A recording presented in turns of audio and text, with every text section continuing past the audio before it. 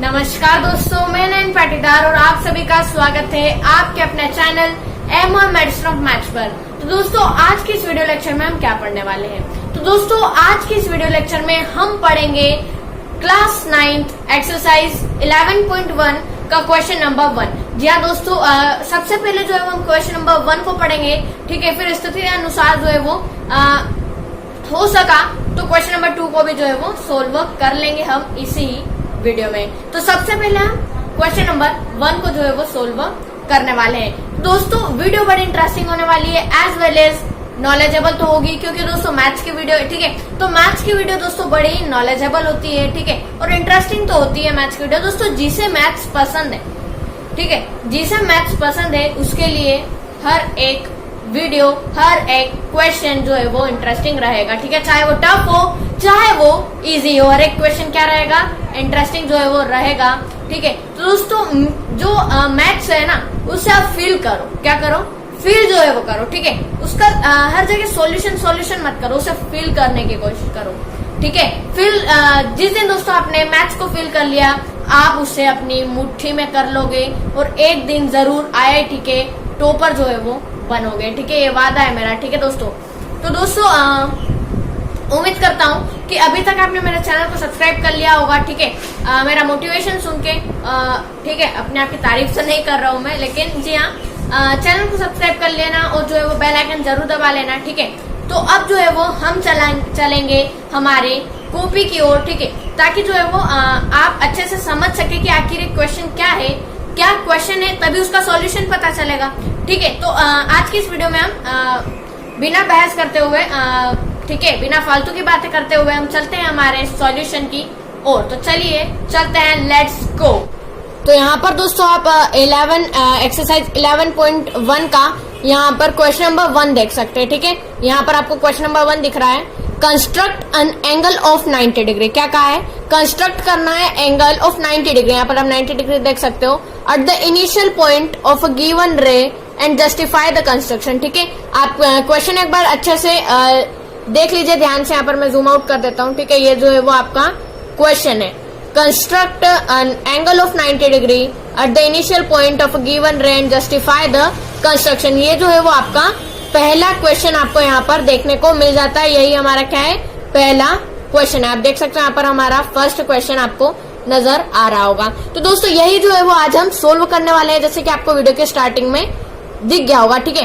तो हम क्या करेंगे, हमें एंगल कंस्ट्रक्ट करना है, इसका मतलब समझ लेते हैं, ठीक है। हमें क्या करना है, एक 90 डिग्री का एंगल कंस्ट्रक्ट करना है, ठीक है। और जो यहाँ पर गिवन रे, जो आपको रे दी गई है उस पर, और यहाँ पर आपको दिख रहा है जस्टिफाई द कंस्ट्रक्शन। आपको क्वेश्चन यहाँ पर दिख रहा होगा, जस्टिफाई द कंस्ट्रक्शन, यहाँ पर आप देख सकते हो, ठीक है। तो पूरा क्वेश्चन जो है वो आप एक बार नोट डाउन कर लीजिए, ठीक है।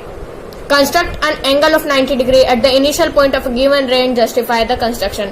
तो दोस्तों, ये तो हमारा यहाँ पर क्वेश्चन हो गया। अब हम यहाँ पर इसका सॉल्यूशन जो है वो देखेंगे, ठीक है। तो चलिए सॉल्यूशन की ओर बढ़ते हैं। तो दोस्तों, जैसा कि आपको पता है, हमें क्वेश्चन में जो है वो क्या कहा था, आपको पता है यहाँ पर हमें जो है वो क्वेश्चन में क्या पूछा था। तो हमारा वहां पर जो है वो आपको रे देखने को मिल जाता है, रे जो है वो आपको वहां पर क्वेश्चन में पूछा था, ठीक है। तो हम क्या करेंगे, यहाँ पर एक रे ड्रॉ करेंगे। रे आपको पता होना चाहिए आखिर रे जो है वो क्या होता है, तो उसके बारे में भी समझ लेंगे। तो दोस्तों, रे का ये मतलब होता है कि एक जो लाइन होती है, ठीक है, पहले जो है वो हम यहाँ पर लाइन ड्रॉ कर लेंगे, ठीक है। उसके बाद यहाँ पर मैं आपको आगे बताता हूँ। तो यहाँ पर मैं मार्कर से ड्रॉ कर रहा हूँ ताकि जो है वो आपको दिखाई अच्छे से दे। तो यहाँ पर जो है वो ए और बी जो है वो हमने ए बी नाम का जो है वो यहाँ पर क्या कर लिया है, एक रे ड्रॉ कर लिया है। अब रे का मतलब ये होता है दोस्तों कि एक तरफ एंड पॉइंट, तो ए की तरफ आप देख सकते हो ये हमारी एंड पॉइंट है, ए तरफ ये, ठीक है। और इधर आपको एरो दिख रहा है, तो एक तरफ एरो होना चाहिए और एक तरफ एंड पॉइंट जो है वो आपका होना चाहिए। तो ये बात आपकी क्लियर हो गई, ठीक है। क्या कि एक तरफ आपका क्या होना चाहिए, रे जो है वो होना चाहिए, ठीक है। इसी तरह से यहाँ पर आप देख सकते हो बी पॉइंट पर हमारा, और एक तरफ एंड पॉइंट होना चाहिए, खत्म पॉइंट होना चाहिए। तो यहाँ पर ये हमारा ए पॉइंट है, ठीक है, ये एंड पॉइंट है हमारा, ठीक है। ये हो गया।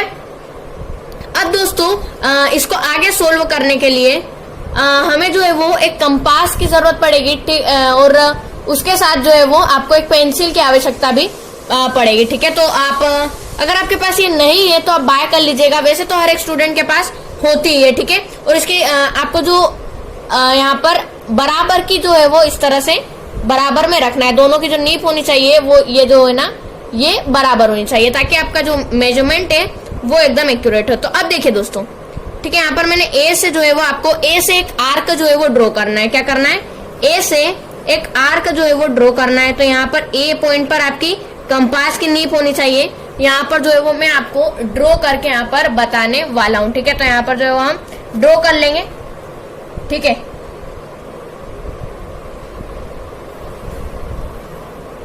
तो ये आप देख सकते हो दोस्तों, मैंने एक मेजर आर्क जो है वो ड्रॉ कर दिया। ठीक है, आप देख सकते हो यहाँ पर मैंने एक मेजर आर्क यानी कि दोस्तों हमारा जो बड़ी वाली आर्क होती है वो, ठीक है, बड़ी वाली आर्क जो होती है वो हमारी मेजर आर्क जो है वो कहलाती है। अब यहाँ पर जो हमारा पॉइंट है, ठीक है, ये जो पॉइंट आ रहा है यहाँ पर, इसे मैं कुछ जो है वो यहाँ पर नेम दे दूंगा। ठीक है, क्या नेम दे दूंगा?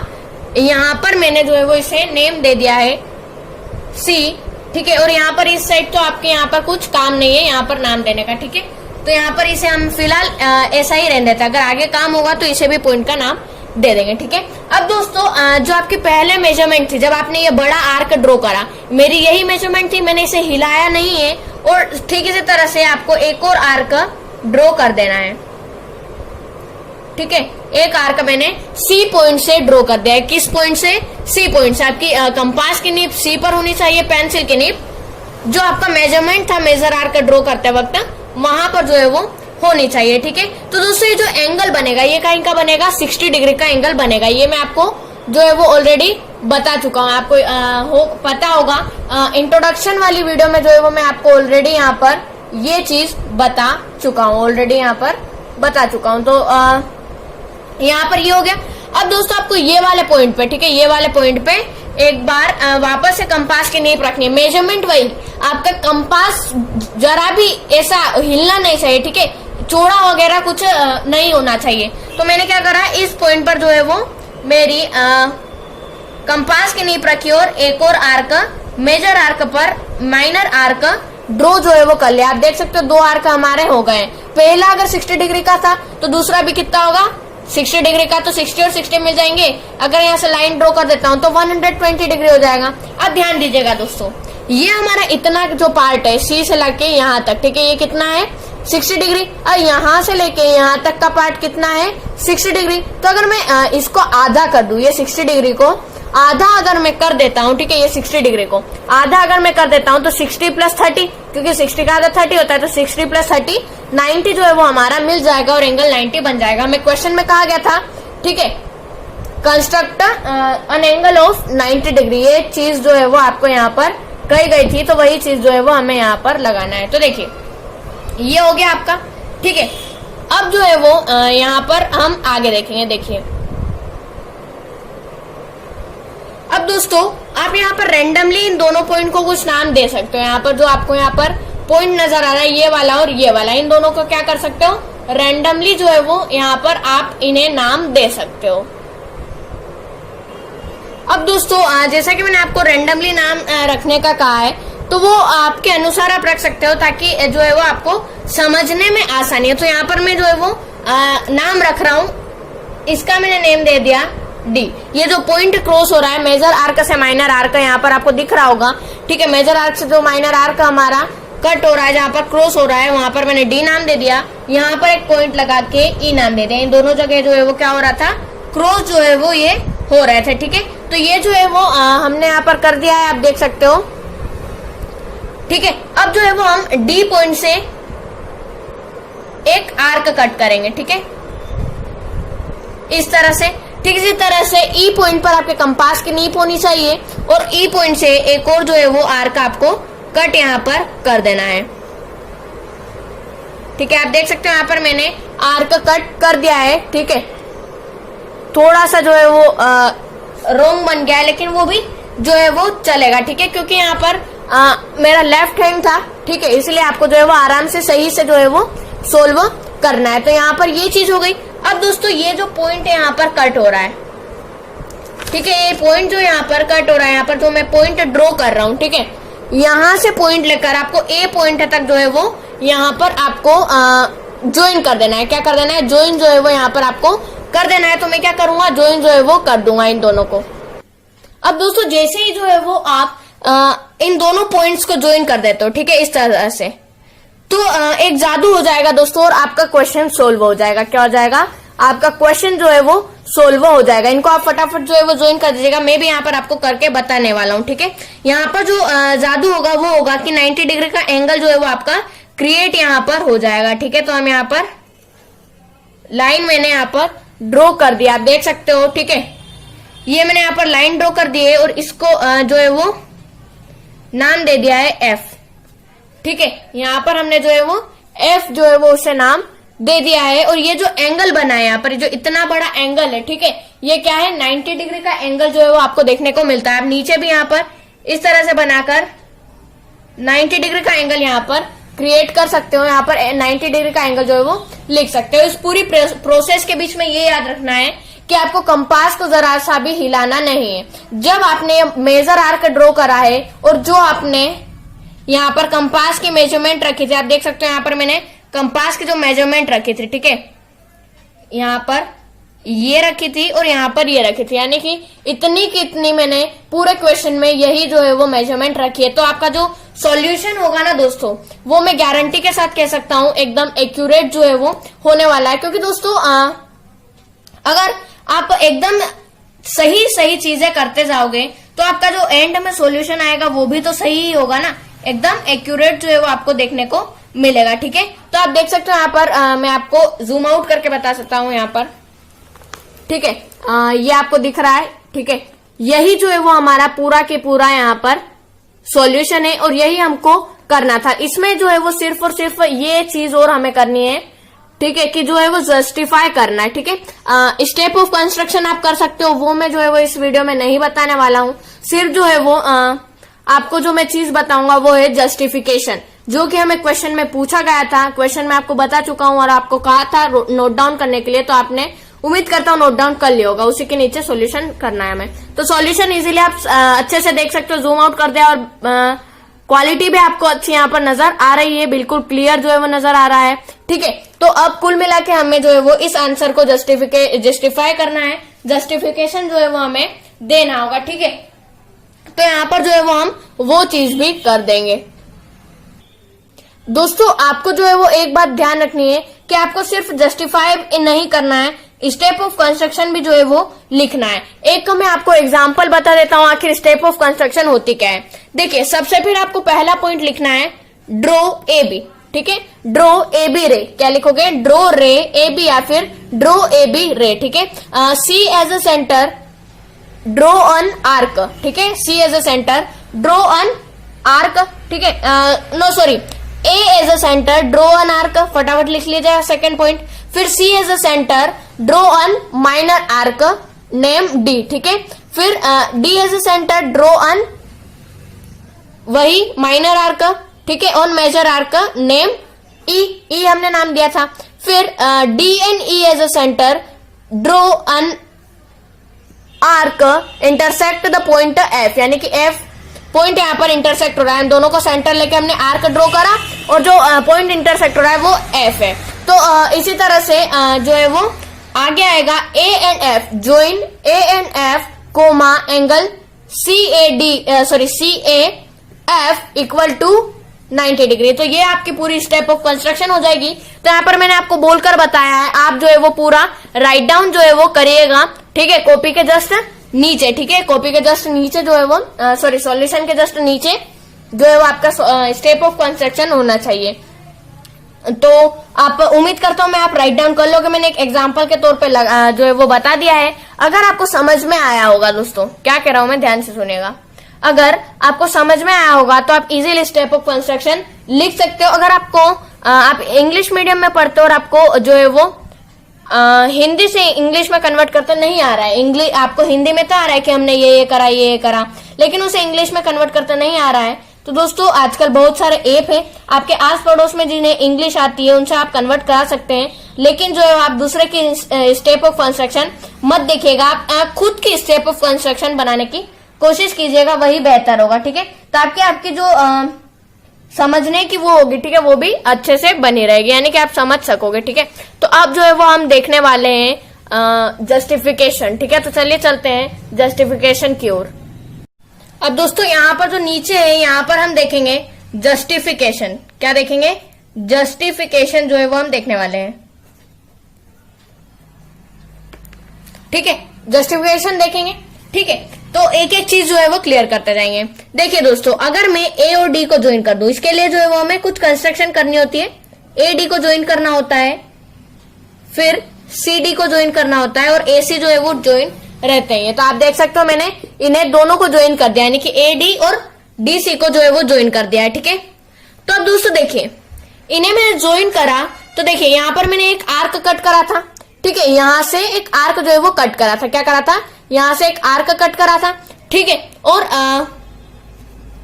जो है वो ए पॉइंट से मैंने एक मेजर आर्क ड्रॉ करा था। तो जो मैंने, जैसा कि मैंने आपको बताया था कि जो इसकी चौड़ाई होनी चाहिए वो इक्वल होनी चाहिए, लेंथ जो होनी चाहिए वो इक्वल जो है वो होनी चाहिए। अगर आपने इतनी रखी है स्टार्टिंग से तो सब जरूर इतनी होनी चाहिए। तो इसी के जरिए जो है वो मैं कह सकता हूँ ये सभी लाइनें क्या होगी? इक्वल होगी। ठीक है, आपको जो मेजर आर्क दिख रही है, ये अगर सर्कल होता और ये सेंटर है ए, यानी कि तो ये दोनों क्या हो गई? रेडियस हो गई ए सी और ए डी, यानी कि ये तो बराबर है। और सी से मैंने एक आर्क कट करा था, तो जो डिस्टेंस होगी वो भी क्या होगी? बराबर होगी। तो मैं इन तीनों लाइनों को कह सकता हूँ ये तीनों लाइन क्या है? इक्वल है।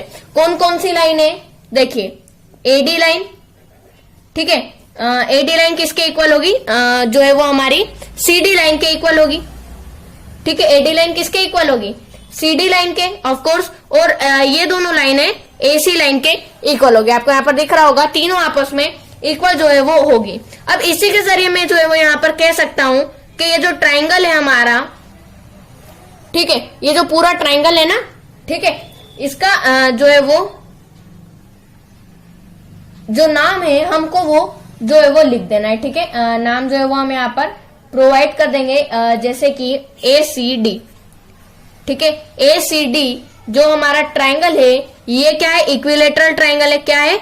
इक्विलेटरल ट्राइंगल है। ध्यान दीजिएगा, इक्विलेटरल ट्राइंगल है, यानी कि इसका जो एंगल होंगे वो क्या होंगे? 60 डिग्री के। सभी एंगल क्या होंगे? ये एंगल जो होगा इतना इतना, ये 60 डिग्री का होगा, ये एंगल भी 60 डिग्री का होगा, ऊपर वाला एंगल भी 60 डिग्री का होगा। यानी कुल मिला के तीनों एंगल जो होंगे वो आपको यहाँ पर थोड़ा गिचड़ पिचड़ दिख रहा होगा। ठीक है, तो तीनों एंगल जो होंगे वो आपके 60 डिग्री के ही जो है वो देखने को आपको मिलेंगे, क्योंकि इक्विलेटरल ट्राइंगल में होता ही है दोस्तों। ठीक है, ठीक है, तो इसी के जरिए जो है वो मैं कह सकता हूँ कि जो हमारा एंगल सी ए डी होगा, ये वाला जो एंगल होगा, अभी हमें इससे काम है। ठीक है, हमें 90 डिग्री प्रूव करना है, तो मैं इस एंगल को जो है वो लिख दूंगा कि जो हमारा एंगल सी ए डी होगा वो कितना होगा? 60 डिग्री होगा, क्योंकि इक्विलेटरल के सभी एंगल जो होते हैं वो 60 डिग्री होते हैं। ठीक है, इक्विलेटरल ट्राइंगल के जितने भी एंगल होते हैं वो 60 डिग्री के होते हैं। 3 एंगल होते हैं वैसे भी, तो तीनों 60 डिग्री के होते हैं। सेम एज अगर मैं, ध्यान दीजिएगा दोस्तों, अब सेम एज अगर मैं यहाँ पर ई और डी को भी ज्वाइन कर दूं, ठीक है, क्या कर दूं? ई और डी को ज्वाइन कर दूं, और इसी तरह ए और ई को भी ज्वाइन कर दूं। ठीक है, ये जो है वो मैंने ज्वाइन कर दिया। अब यहाँ पर जो है वो वही जो मैंने आपको यहाँ इक्वल कारण बताया था ना कि ये तीनों इक्वल क्यों है आपस में, वही कारण आपको सेम अप्लाई इस ट्राइंगल में करना होगा। क्योंकि देखिए, ए हमारा सेंटर है। ठीक है, अगर ये पूरे आर्क अगर आप ड्रॉ करते हो तो ए आपका जो है वो यहाँ पर आपको सेंटर देखने को मिल जाता है। ठीक है, ए आपका क्या हो जाता है? सेंटर जो है वो हो जाता है। तो देखिए, सेंटर से जो यहाँ पर रेडियस जा रही है वो क्या है? इक्वल है दोनों, ये भी इक्वल, ये भी इक्वल, और ये जो ऊपर वाली लाइन है वो भी इक्वल होगी। तो यहाँ पर आपको पूरा प्रोसेस नहीं करना है, सेम एज लिखकर आप यहाँ पर भी कह सकते हो कि अब हमें वापस से ये वाला काम है। ठीक है, सेम एज करके आप ये कह सकते हो कि जो ई ए डी है, ठीक है, ई ए डी जो ट्राइंगल है वो क्या है? इक्विलेटरल ट्राइंगल है। यहाँ लिख कर नहीं बताने वाला हूँ, आप जो है वो लिख लीजिए। ठीक है, तो ई ए डी जो ट्राइंगल होगा वो क्या होगा? इक्विलेटरल। तो कह सकता हूँ अब मुझे नीचे वाले एंगल का काम है, क्योंकि मुझे ये वाला 90 डिग्री प्रूव करना है। तो यहाँ पर जो होगा इसको भी मैं 60 डिग्री कह दूंगा, क्योंकि ईच एंगल क्या होता है? 60 डिग्री का। तो यहाँ पर आपको जो है वो पास मिलाकर बता देता हूँ। ये आपको यहाँ पर एंगल नजर आ रहा होगा, ठीक है। ये हमारा 60 डिग्री का हुआ। फिर ये जो हमने दूसरा ट्राइंगल बनाया, तो यहाँ पर भी जो बीच में लाइन आ रही है इसके इधर और इधर ये कितना हो जाएगा, पूरा 60 डिग्री का एंगल हो जाएगा। तो यहाँ पर ये जो चीज है वो जो है वो मुझे यहाँ पर लिखनी होगी, ठीक है। जो है यहाँ पर जो है वो मैं लिख दूंगा कि जो हमारा एंगल होगा, ठीक है, यहाँ पर मैं लिख दूंगा जो एंगल होगा EAD वो किसके बराबर होगा, 60 डिग्री के बराबर होगा, ठीक है। क्या होगा, 60 डिग्री के जो है वो यहाँ पर आपको बराबर जो है वो देखने को मिल जाएगा, ठीक है। अब दोस्तों यहाँ पर जो है वो आपको ऊपर भी ज्वाइन कर देना है। क्या कर देना, ऊपर भी ज्वाइन कर देना है, EF को और D और F को, ठीक है। तो इन दोनों को भी जो है वो मैं ऊपर की ओर जो है वो दोनों को ज्वाइन कर दूंगा, जैसा कि आपको यहाँ पर नजर आ रहा होगा। इसे ज्वाइन करा मैंने और इस लाइन को भी जो है वो मैंने ज्वाइन कर दिया, ठीक है। क्या कर दिया, इन लाइन को भी ज्वाइन कर दिया। तो दोस्तों अगर मैं ये जो दोनों ट्राइंगल है जिनका मैं यहाँ पर नाम लिखता हूं, नीचे देखिए, नीचे जो है मैं यहाँ पर नाम लिख देता हूं इन ट्राइंगल, ठीक है। आपको दिख रहा होगा यहाँ पर इन ट्राइंगल, ठीक है। पहला ट्राइंगल था हमारा ये वाला, ठीक है। अभी जो EAD वाला, EAD एंड ट्राइंगल EFD, ठीक है, एंड ट्राइंगल EFD। इसमें दोस्तों आपको क्या करना होगा, आपके जो यहाँ पर देखिए दोस्तों, यहाँ पर जो ट्राइंगल है कुछ थोड़ी सी मिस्टेक हो गई थी, ठीक है। ट्राइंगल यहाँ पर हमें कॉन्ग्रुएंट प्रूव करना होगा, लेकिन इस ट्राइंगल को देखिए AFD और ठीक इसी तरह इस साइड लेफ्ट साइड में AFE, इन दोनों ट्राइंगल को जो है वो हम कॉन्ग्रुएंट प्रूव कर दें। यहाँ पर आपको थोड़ा सा बिगड़ा हुआ नजर आ रहा होगा, लेकिन जो है वो AFE और AFD, ठीक है। तो यहाँ पर देखिए, इसमें अगर आप देखते हो तो जो है वो यहाँ पर आपको कॉमन देखने को मिल जाता है, वो है AF, ठीक है। AF क्योंकि देखिए AFD और AFE, तो यहाँ पर मैं कह दूंगा जो AF होगा वो AF के इक्वल होगा। कारण क्या आ जाएगा, कॉमन, ठीक है। यहाँ पर रीजन आपको प्रोवाइड कर देना है कॉमन, ठीक है। क्या रीजन प्रोवाइड करोगे, कॉमन जो है वो आपको रीजन यहाँ पर प्रोवाइड कर देना होगा। अब देखिए यहाँ पर ये चीज हो गई। अब आगे देखिएगा, जो हमारा यहाँ पर ये दोनों लाइन है, ठीक है, ये और ये क्या होगी, AE और AD, ये दोनों क्या होगी, इक्वल होगी, ठीक है। क्योंकि रेडियस है ये दोनों सर्कल की, AE और AD जो होगी वो इक्वल होगी बिकॉज ऑफ रेडियस। आप कारण यहाँ पर लिख दीजिएगा बिकॉज ऑफ रेडियस, ठीक है। तो यहाँ पर जो है वो मैंने A इक्वल टू AD यहाँ पर लिख दिया है, आप देख सकते हो। एक और कुछ चीज हमें जो है वो इक्वल बतानी होगी, ठीक है। तो वो भी जो है वो हम यहाँ पर देख लेंगे। हाँ जी हाँ दोस्तों, ये दोनों ऊपर, ये दोनों भी क्या होगी, ऊपर की इक्वल होगी, क्योंकि हमने E पॉइंट से एक आर्क कट करा था और D पॉइंट से भी एक आर्क कट करा था, ठीक है। तो जो मेजरमेंट होगा दोनों का वो क्या होगा, ऑब्वियसली जो है वो इक्वल होगा। तो मैं लिख सकता हूँ EF is equal to DF। क्या लिख सकता हूँ, EF is equal to DF। तो यहाँ पर मैंने लिखा,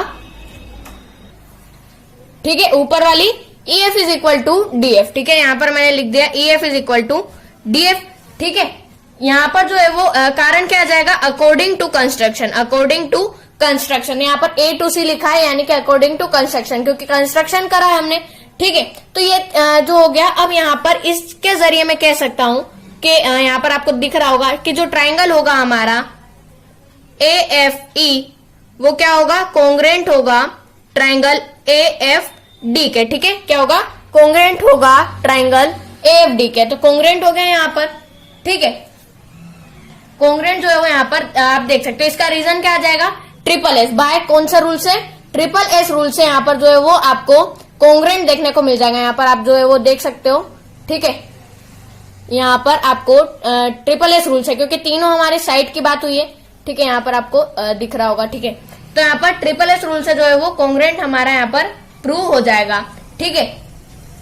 अब यहाँ पर ये जो एंगल होंगे, ठीक है, ये जो दोनों एंगल हैं AFE और AFD, ठीक है, AFE और AFD, ठीक है। जो इनके सामने वाला एंगल है जो A, ठीक है, ये जो ये वाला है EAD वाला एंगल, ठीक है। तो यहाँ पर ध्यान दीजिएगा, FAD जो एंगल होगा मैं कह सकता हूं वो FA ई एंगल के इक्वल होगा। देखिएगा यहाँ पर ध्यान से, जो एंगल है हमारा FAD वो क्या होगा, इक्वल होगा एंगल FAE के। कारण क्या आ जाएगा, यहाँ पर मैं आपको लिखकर बता देता हूँ। CPCT जो है वो यहाँ पर आपको कारण देखने को मिल जाता है, आप यहाँ पर देख सकते हो। ठीक है, आपको जो कारण मिलेगा वो मिलेगा FAD angle is equal to angle FAE। ठीक है, क्या आपको यहाँ पर कारण दिख रहा है, corresponding part of congruent triangle. ठीक है, जो है वो ये दोनों क्या है, कोरस्पॉन्डिंग पार्ट है इन दोनों ट्रायंगल के, तो हम इन्हें इक्वल कह सकते हैं। ये मैं जो है वो आपको बार बार बता चुका हूं। ठीक है, हर एक वीडियो में ये चीज जो है वो